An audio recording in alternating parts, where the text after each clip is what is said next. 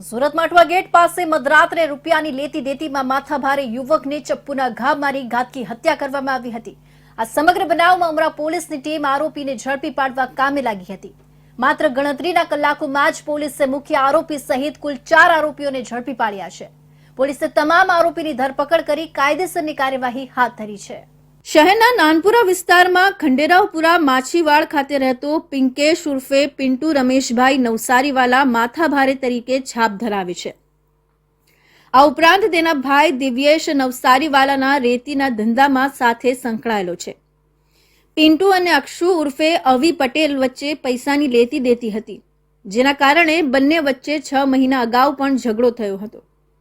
ત્યારબાદ ગતરોજ રાત્રે ફરીથી પિન્ટુ અને અક્ષુ વચ્ચે પૈસાની લેતી દેતી મામલે ફોન પર ઝઘડો થતા તેઓએ મોડી રાત્રે 1:30 થી 1:45 વાગ્યાના અરસામાં અઠવા ગેટ પાસે ભગવાન મહાવીર હોસ્પિટલ પાસે મટકા ચાની બહાર મળવા માટે બોલાવ્યો હતો।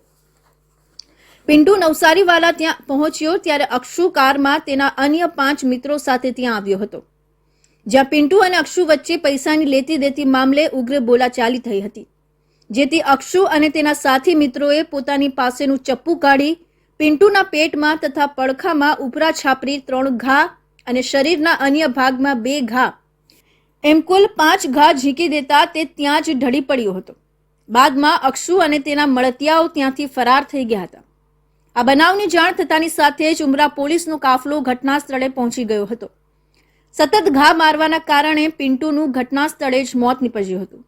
ઉમરા પોલીસે મોડી રાત્રે જ આરોપીઓને પકડવા માટે ચક્રો ગતિમાન કર્યા હતા।